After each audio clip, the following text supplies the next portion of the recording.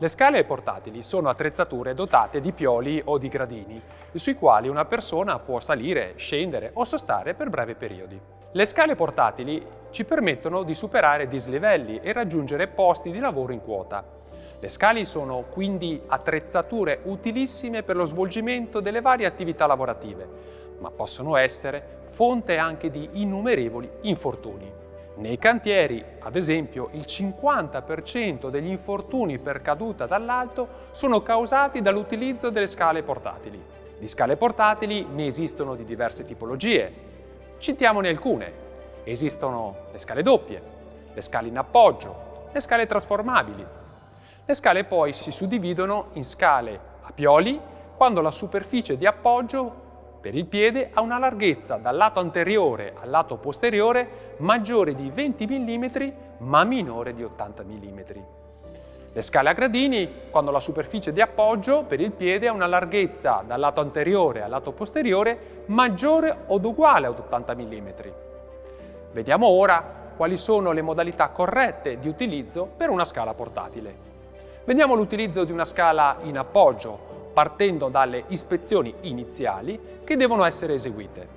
Innanzitutto è necessario verificare l'integrità della scala, lo stato dei pioli, dei montanti, l'integrità delle superfici antiscivolo poste sotto i montanti della scala.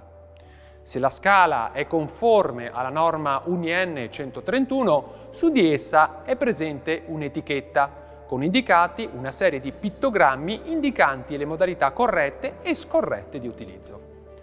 Una volta verificato lo stato della scala è necessario delimitare la zona di lavoro, valutare lo stato di appoggio della scala al suolo, quindi appoggiare la scala e verificare la corretta inclinazione della scala stessa.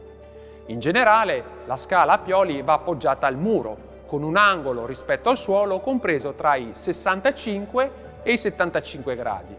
Approssimativamente si può considerare che l'appoggio della sommità della scala al muro deve essere ad un'altezza dal suolo pari a 4 volte la distanza della base della scala al muro stesso. E ciò lo si può verificare con la regola del gomito.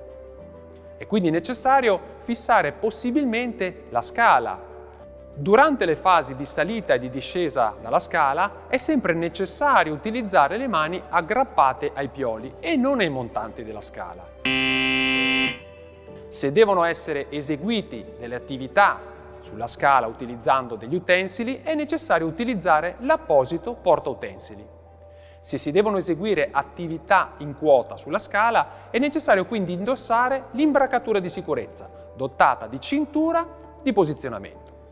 Nel caso di utilizzo di una scala doppia è necessario non salire sopra gli ultimi pioli.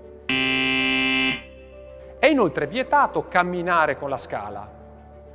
Non ci si deve sporgere dalla scala in modo da compromettere la stabilità della stessa. Seguite sempre le indicazioni fornite dal fabbricante sull'uso corretto delle scale portatili.